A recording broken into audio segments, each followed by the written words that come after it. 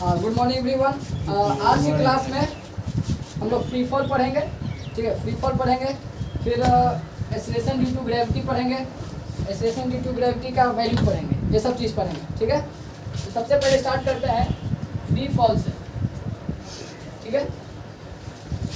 तो इसको एक एग्जांपल से समझते हैं फ्री फॉल, ठीक है ना। जैसे मान लीजिए कि कोई पर्सन को गिरा, मतलब हम फेंक दिए ऊपर से, ठीक, ऊपर से फेंकते नहीं हैं, गिराते हैं, किसी चीज़ को हम ड्रॉप करते हैं, ठीक है। जैसे ये जो है ना, जैसे ये मार्कर, ठीक है, इसको मान लीजिए कि हम ड्रॉप करते हैं। अच्छा बताइए कि जब ये नीचे आएगा तो इस पर कितने तरह का फोर्स लगेगा? दो तरह का फोर्स लगेगा, ठीक है ना।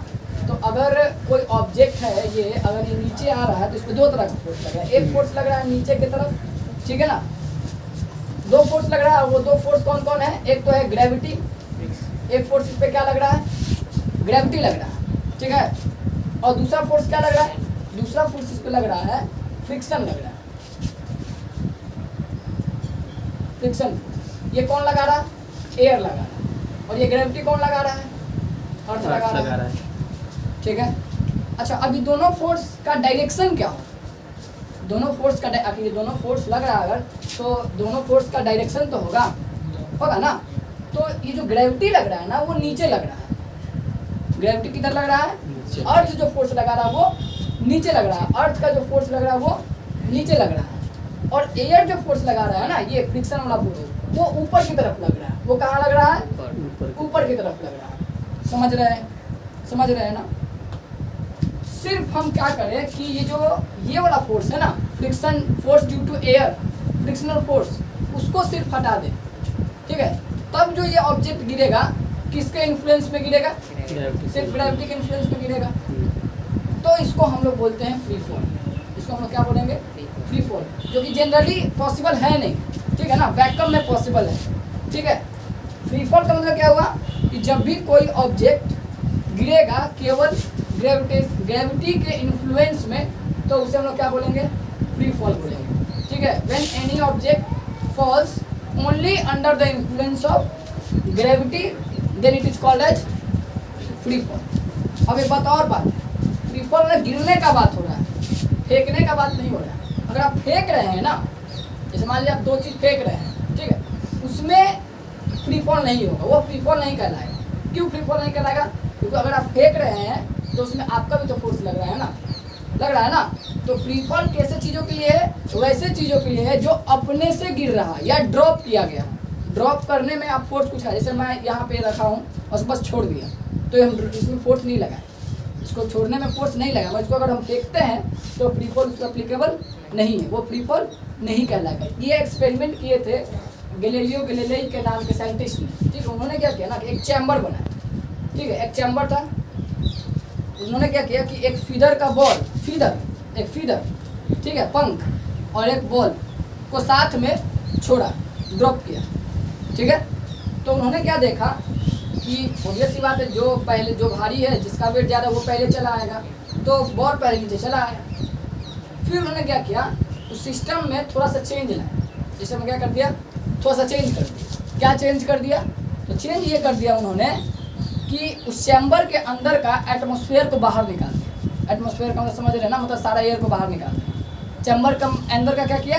एटमॉस्फेयर को बाहर निकाल दिया। अब एटमॉस्फेयर जब बाहर निकल गया तो चैम्बर के अंदर वैक्यूम नहीं क्रिएट हो जाएगा। और उसी एक्सपेरिमेंट को उन्होंने फिर से किया। फिर से उन्होंने बॉल, हाँ, तो हम लोग बात करते थे कि उन्होंने क्या किया ना कि चैम्बर के अंदर का एटमॉस्फेयर को बाहर निकाल दिया, मतलब सारा एयर को बाहर निकाल दिया, वैक्यूम क्रिएट हो गया, ठीक है ना।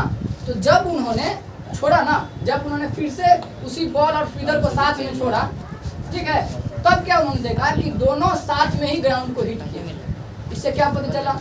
इससे ये पता चल गया कि अगर सिर्फ ग्रेविटी के इन्फ्लुएंस में कोई चीज़ गिरेगा, ठीक है ना, तो वो दोनों ग्राउंड पे सेम टाइम पे आएगा, ठीक है। अब क्यों सेम टाइम पे आएगा इसका हम बात करेंगे, मगर सेम टाइम पे आने का जो प्रोसेस है उसको हम क्या बोल रहे हैं?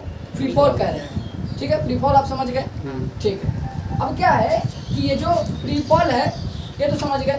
अब हम लोग को जानना है एक और टर्म जिसको हम लोग बोलते हैं एक्सेलरेशन ड्यू टू ग्रेविटी। क्या जानना है? Acceleration due to gravity. और इसको ना हम लोग बहुत ही रेस्पेक्टेबल नाम भी देते हैं, ठीक है, वो है स्मॉल जी। जी जी बोलते हैं इसको। तो जी तो किसी को रिस्पेक्ट लगाने देने के लिए ना बोलते हैं, तो इसका इसीलिए नाम है जी। समझ गए जी? ठीक है। देखिए एक बात समझिएगा ध्यान से, ठीक है ना, हम शुरू से इसको मिटाते हैं, शुरू से बताते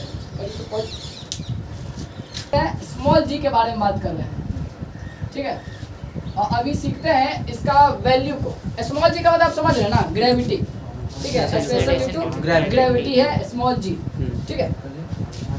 एज्यूम करिए, ठीक है ना, कि कोई आदमी ही ऊपर से नीचे गिर रहा है, ठीक है, only under the influence of gravity, ठीक है, याद रखिए। तो मान लीजिए ये आदमी गिर रहा है और मान लीजिए ये नीचे ग्राउंड है, ठीक है, ये नीचे ग्राउंड है, ठीक है, और कोई आदमी नीचे गिर रहा है। अगर नीचे गिर रहा है तो इसके बीच का कुछ डिस्टेंस होगा, उसको मैं डी मान लेता हूँ। इसके बीच का जो डिस्टेंस है वो कितना है, डी है।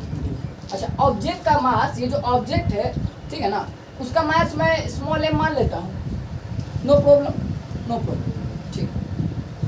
अच्छा एक बात बताइए, अगर ये चीज़ नीचे गिर रहा है, ठीक है ना, ये चीज़ नीचे गिर रहा है, ठीक है, तो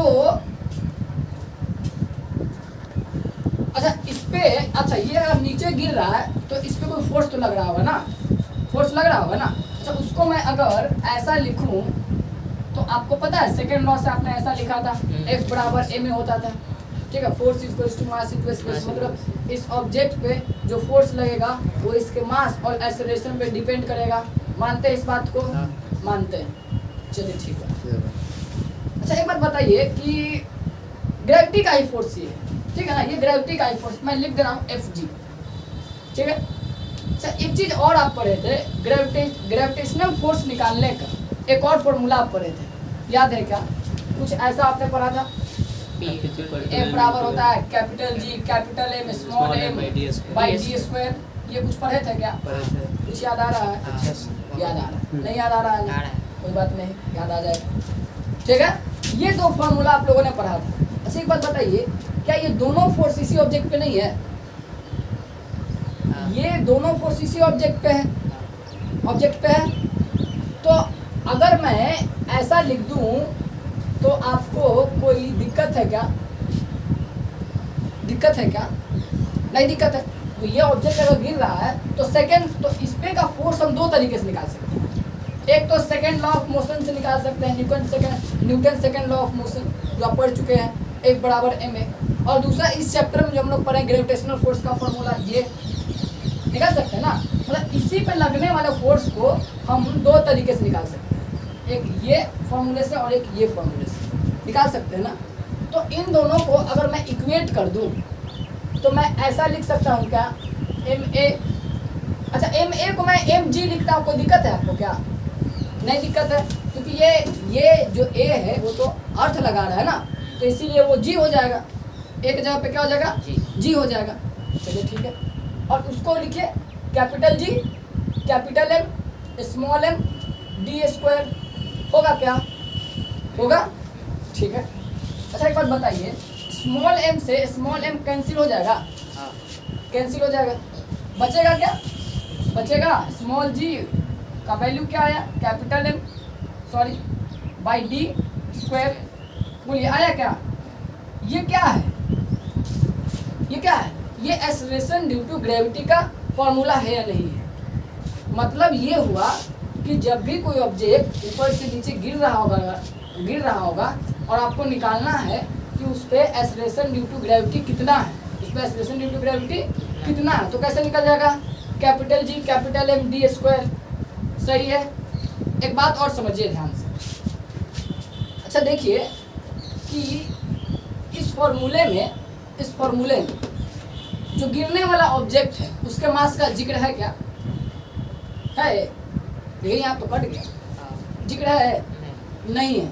मतलब कि कोई चीज ऊपर से अगर गिरेगा किस चीज पे डिपेंड करेगा, ये बताइए। जी तो जिंदगी भर चेंज नहीं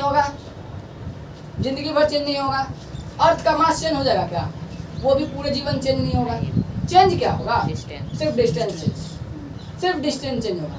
अच्छा सिर्फ अगर डिस्टेंस चेंज होगा तो एक्सेलरेशन ड्यू टू ग्रेविटी मतलब स्मॉल जी का जो वैल्यू है, स्मॉल जी का जो वैल्यू है वो किस पे डिपेंड करेगा? सिर्फ डिस्टेंस पे डिपेंड करेगा? मास पे डिपेंड करेगा क्या? स्मॉलर ऑब्जेक्ट के मास पे डिपेंड करेगा क्या? हम लोग अगर अर्थ पे गिरेंगे या हमारे साथ हम गिरे या हमारे साथ एक मार्कर फ्री फॉल होगा, ठीक है ना, तो क्या हमारे मास से मतलब है इस फॉर्मूले को? है नहीं मतलब, बिल्कुल भी मतलब नहीं, ठीक है। मतलब किससे? सिर्फ इसको इससे मतलब, क्योंकि ये तो कांस्टेंट है, तो चेंज होने वाला है नहीं है ना। सेम वैसा बात है ना कि दो कार है, अगर दोनों कार एक साथ स्टार्ट हुआ, ठीक है ना, दोनों कार एक साथ स्टार्ट हुआ, ठीक है, और दोनों के अंदर का अगर दोनों को एक्सेलरेट बराबर किया जाए तो क्या कोई आगे पीछे हो जाएगा? नहीं होगा ना, नहीं होगा। इन द सेम वे हम गिरे और हमारे साथ मारकर गिरे, तो हम दोनों के मास से तो कोई मतलब है नहीं फॉर्मूले को, मतलब, और इसके वजह से, और सिर्फ डिस्टेंस, और डिस्टेंस तो हम दोनों का सेम है, एक ही जगह से दोनों गिर रहे हैं, एक ही जगह से दोनों गिर रहे हैं, तो उस पर जी का वैल्यू दोनों पे बराबर रहेगा ना। तो फ्री फॉल क्यों हो जाता है ये समझ गए ना।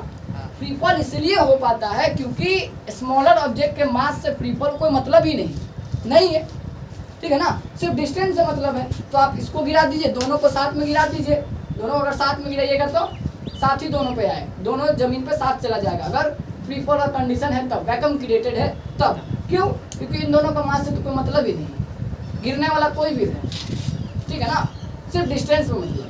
बात आ रहा है समझ में ना। तो एक बात हमेशा याद रखिएगा कि स्मॉल जी क्या याद रखना है? As independent of mass of smaller object. याद रहेगा क्या? उसको आप लिख लीजिएगा, VVI, वेरी वेरी इंपॉर्टेंट, ठीक है, वेरी वेरी इंपॉर्टेंट। क्या वेरी वेरी इंपॉर्टेंट है कि एक्सेलरेशन ड्यू टू ग्रेविटी जो है वो स्मॉलर ऑब्जेक्ट के मास पे डिपेंड नहीं है, वो इंडिपेंडेंट है, उसको मतलब नहीं है आपके स्मॉलर ऑब्जेक्ट के मास से। देखिए मतलब है नहीं है ना।